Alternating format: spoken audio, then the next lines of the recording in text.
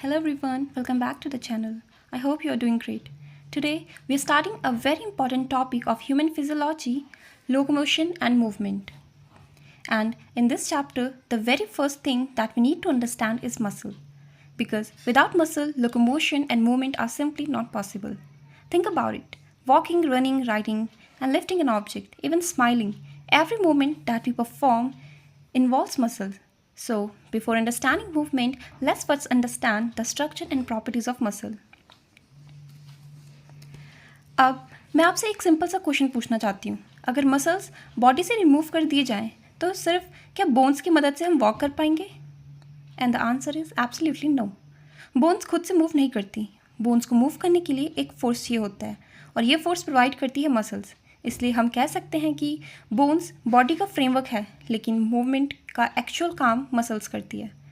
So now let's begin with the topic muscles. Muscles होती है mesodermal in origin. आपने जो गैस्ट्रोला स्टेज देखी होगी, एम्ब्रियोनिक स्टेज होती है ना, उसमें 3 जर्म लेयर हमारे पास बनती है, एक्टोडर्म, मेसोडर्म एंड एंडोडर्म. तो जो हमारी मसल्स होती है वो होती है मेसोडर्मल इन ओरिजिन. लेकिन इसका भी एक्सेप्शन है. Exception is ciliary muscles and iris muscle. ये हमारी आइज़ में होती है. सिलेरी मसल्स वो मसल होती है जो कॉन्केव लेंस जो हमारी आइज़ में होती है उसे होल्ड करके रखती है, ठीक है, और उसे कॉन्ट्रैक्ट और रिलैक्स करने में मदद करती है. अब हमारी बॉडी में टोटल 639 मसल्स होती है. इसमें भी 317 हमारे पास पेयर्ड है एंड 5 आर अनपेयर्ड. अब जो हमारा ह्यूमन बॉडी वेट होता है उसमें 40 to 50% बॉडी वेट किसका होता है? मसल्स का कंट्रीब्यूशन होता है उसमें, राइट. अब देखेंगे प्रॉपर्टीज़ ऑफ मसल्स. सबसे पहली प्रॉपर्टी है कॉन्ट्रैक्टाइल. यस, जो मसल होती है वो कॉन्ट्रैक्टाइल कर सकती है, यानी कि वो शॉर्टन हो सकती है. फॉर एन एग्जाम्पल, अगर आप जिम में जाकर डंबल उठाते हैं तो जो आपकी बाइसेप्स मसल होती है वो कॉन्ट्रैक्ट करती है, राइट. इसके बाद देखते हैं एक्सटेंसिबिलिटी यानी कि स्ट्रेचिंग में.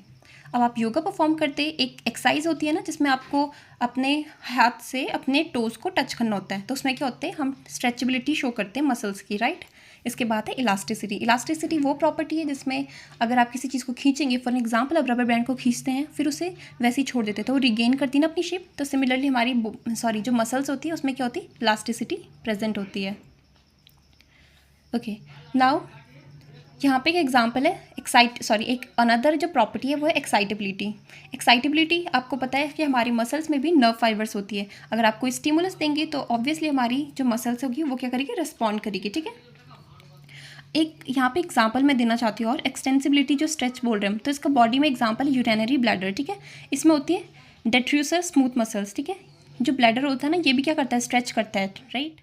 अब हम मसल के स्ट्रक्चर को समझने की कोशिश करते हैं. सबसे पहले एक सिंपल सा एग्जांपल आप इमेजिन कीजिए. कभी आपने इलेक्ट्रिक वायर देखी है? एक इलेक्ट्रिक वायर के अंदर बहुत सारी छोटी छोटी वायर्स होती है और उन सभी वायर्स को बाहर से एक कवर प्रोटेक्ट करता है. मसल की स्ट्रक्चर भी लगभग इसी तरह ऑर्गेनाइज होती है. अब हम इस टीएलएम के थ्रू इसे समझते हैं. सबसे बाहर जो पूरी मसल होती है उसे एक कनेक्टिव टिश्यू कवर करता है जिसे हम एपिमाइसियम कहते हैं. ये जो लेयर दिख रहा है आप, इसे हम एपिमाइसियम कहते हैं. ये मसल की कवरिंग होती है सबसे बाहर वाली, ठीक है. यानी एपिमाइसियम पूरी मसल का आउटर कवरिंग है.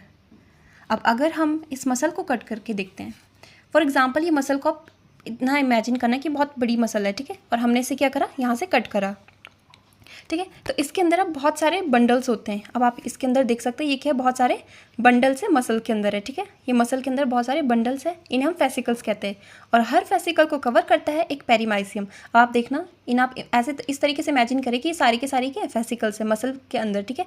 और ये कवरिंग देख रहे हो आप, इनकी हर फेसिकल की अपनी अपनी कवरिंग है, ठीक है. देख रहे हो यहाँ पे रेड, ग्रीन, येलो, ऑरेंज है ना. तो ये सब की कवरिंग जो है इन्हें हम क्या कहते हैं, पेरीमाइसियम, ठीक है. अब एक फेसिकल को और जूम करके देखें तो इसके अंदर बहुत सारी लंबी लंबी सेल्स होती है और उन्हें हम मसल फाइबर्स कहते हैं. अब फॉर एग्जांपल ये मसल फाइबर है, ठीक है. अब इसके अंदर क्या है, सॉरी ये फेसिकल है और इसके अंदर क्या होगी, बहुत सारी मसल फाइबर होगी, ठीक है. इसे हमने यहाँ से देखते हैं ज़रा.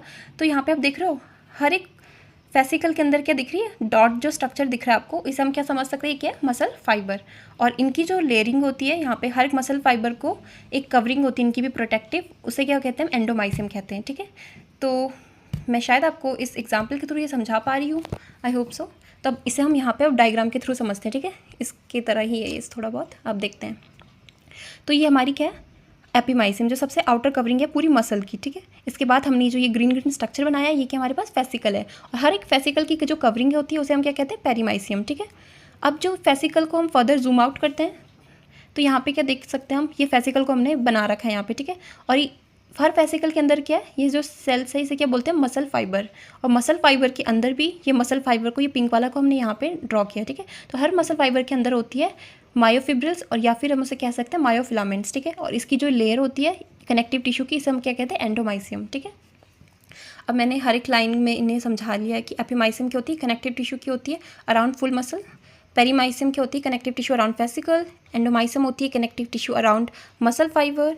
एंड फेसिया होती है कोलेजन की सब्सटेंस जो इन फेसिकल्स को एक साथ जोड़ के रखती है। यहाँ पे आप येलो येलो देख सकते हो, यहाँ पे ये जॉइन करा है ना इसने, तो इसे हम फेसिया कहते हैं, ठीक है। अब हम पढ़ेंगे मसल फाइबर, स्केलेटल मसल। तो इसकी जो आउटर कवरिंग होती है इसे हम एंडोमाइसियम कहते हैं। अब आप कंफ्यूज मत होना कि मैंने तो बताया था कि जो हमारे पास आउटर कवरिंग होती है उसे हम क्या कहते हैं, एपिमाइसियम कहते हैं, लेकिन नहीं, हमने यहाँ पे क्या पढ़ रहे हैं, मसल फाइबर। एपिमाइसियम जो कवरिंग है आउटर वो पूरी मसल की है, लेकिन यहाँ पे क्या पढ़ रहे हैं, मसल फाइबर। मसल फाइबर की कवरिंग हमने क्या बताई थी, एंडोमाइसियम, राइट। तो इसकी जो कवरिंग है उसे हम क्या कहेंगे, एंडोमाइसियम। अब इसकी एक ये जो ब्लैक कलर की मैंने लाइन ड्रॉ की है इसे हम कहते हैं सार्कोलेमा। सार्कोलेमा जैसे नॉर्मल सेल में क्या होता है, आपकी प्लाज्मा मेम्ब्रेन होती है ना, तो यहाँ पे हम इसे क्या कहते हैं, सार्कोलेमा कहते हैं, ठीक है। अब इसमें क्या होता है, जैसे नॉर्मल सेल में साइटोप्लाज्म होता है, इसे हम यहाँ पे क्या कहेंगे, सार्कोप्लाज्म। यहाँ पे क्या है, ये जो पिंक कलर का ड्रॉ किया मैंने इसे न्यूक्लियस कहता है। और ये कैसी कंडीशन है, मल्टी न्यूक्लिएटेड। अब आपको पता है यहाँ पे हम क्या देख रहे हैं, स्केलेटल मसल देख रहे हैं। तो स्केलेटल मसल की एक प्रॉपर्टी ही होती है कि वो मल्टी न्यूक्लिएटेड होती है, सिलेंड्रिकल शेप होती है, ओके। तो यहाँ पे क्या है, सार्कोप्लाज्मिक रेटिकुलम, और ये कैल्शियम का स्टोरेज करती है। अब हमारे पास ये क्या है, ग्रीन। और स्केलेटल मसल की एक प्रॉपर्टी पता है कि वो स्ट्रेटिफाइड होती है, उसमें लाइट एंड डार्क बैंड बनते हैं, ठीक है। तो जो लाइट बैंड बनते हैं वो होती है थिन मायोफिब्रिल की वजह से, और जो डार्क बैंड बनते हैं वो होता है थिक मायोफिब्रिल की वजह से, ठीक है। और ये पैरेलली अरेंज होते हैं, इसी वजह से क्या दिखता है हमें, ये स्ट्रेटिफिकेशन दिखता है, ठीक है। अगली वीडियो हम देखेंगे कि सार्कोमेर क्या होता है और ये जो कंट्रैक्शन होती है मसल्स की वो कैसे होती है, ठीक है। So that's all for today and thank you, have a nice day.